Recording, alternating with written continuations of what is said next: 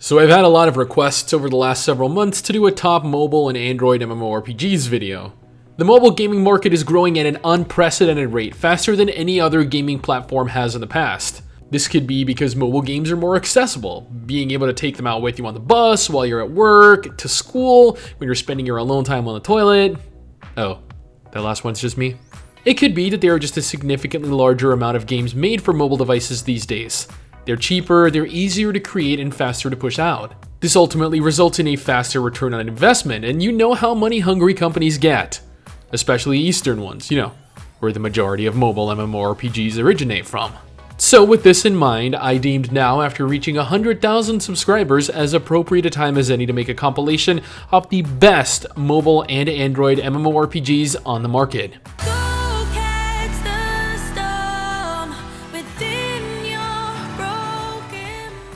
Let's kick this off with a new one.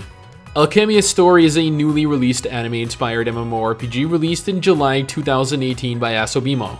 The game had a ridiculously large audience back in Japan, and after playing it myself, I can understand why that was. The character creation in Alchemia Story was better than most anime-inspired PC MMORPGs, but that isn't all the game has going for it. If you're a fan of games like Blade and Soul or Guild Wars 2 that have large yet instanced zones, then you'll love that Alchemia Story incorporates that very feature as well. The game is an open world, but the zones are quite expansive and plentiful. Combat is unique in so that it takes on the form of an instant turn-based battle akin to older JRPGs. Black Desert Mobile is the mobile port of the incredibly popular PC game of the same name, released in South Korea in February 2018 and releasing globally this year. Black Desert Mobile has by far the best graphics in a mobile MMO, and Pearl Abyss bring their top-tier action combat from the PC version over with it, offering what is generally considered the best combat in a mobile game. Character creation is comparable to the PC version, offering a different UI, but generally the same features with which to craft your character. Expect to spend hours in character creation. The game offers the same classes and familiar areas to explore, while also bringing with it the non-combat activities people loved, such as crafting, sailing, and resource gathering, along with, the AFK simulator, fishing. And while there is no word on whether or not it will be pay to win, something a lot of mobile MMOs fall victim to, and BDO has been accused of being in the past, I guess we can only hope for the best. Next up, we have the highly rated Avabel Online. It's an older MMORPG released by Asobimo way back in February 2013. Unlike most MMO games out of Japan, Avabel is actually much more of a 3D MMO, like something out of a Final Fantasy game, if, Final Fantasy games were released in 360p. The game actually became Asobimo's flagship title in the West as one of the best received and most downloaded mobile MMORPGs of the last several years, having over 5 million total players at one point. The character creation in Avabel is actually pretty limited, unfortunately, especially when you compare it to games released in the last year or two, but hey, good character creation doesn't make for a good game. Avabel is set in a semi-open world with thousands of other players to play alongside in action combat, like Black Desert, yeah, just, if it were made in like 2004. You're also able to customize your character quite extensively, given that you're capable of putting stat and skill points in, and as an Eastern MMO, you can be damn sure there are a lot of outfits. Like Black Desert Mobile, Aura Kingdom Mobile, or Aura Kingdom M, whichever you want to refer to it as, is a mobile port of the PC MMORPG Aura Kingdom, published by X Legend in March 2018. The game utilizes an anime-inspired graphical style and looks like a 480p version of Aura Kingdom if Aura Kingdom were 720p as a comparison.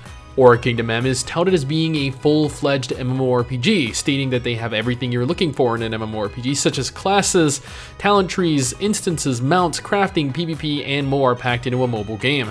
The game has a large world to explore, however, it doesn't seem nearly as open as its PC counterpart, which is unfortunate, as exploring large open environments are one of my favorite things to do.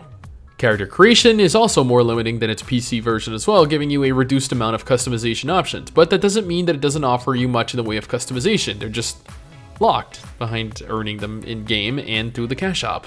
I swear this isn't an advertisement for Asobimo, but Izanagi is nonetheless a post-apocalyptic samurai-themed MMORPG published by Asobimo in April 2015.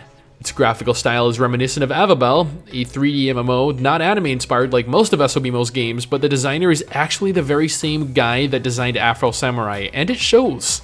Again, like Avabel, Izanagi utilizes action combat, probably a little more refined than Avabel's, honestly. Samurai-themed MMORPGs have never really been my thing though, but they definitely capture the ninja samurai fantasy theme here.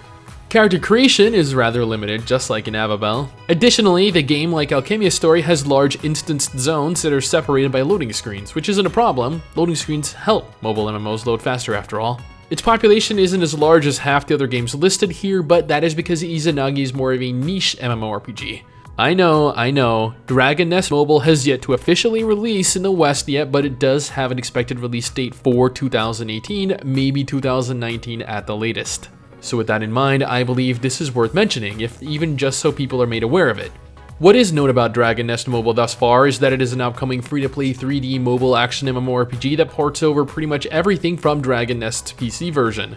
We can therefore expect the same high-quality combat system and similar dungeons to play through while being met with familiar characters and areas. What makes this worth noting, however, is that Dragon Nest Mobile isn't just a normal port, it's being completely reinvented. That's why I believe it's worth mentioning. And back we go to Asobimo and their anime MMORPGs. Toram Online is one of their most popular to date. Being released way back in May 2015, it has somehow retained an absolutely huge player base. The game is open world, but the combat's actually point and click.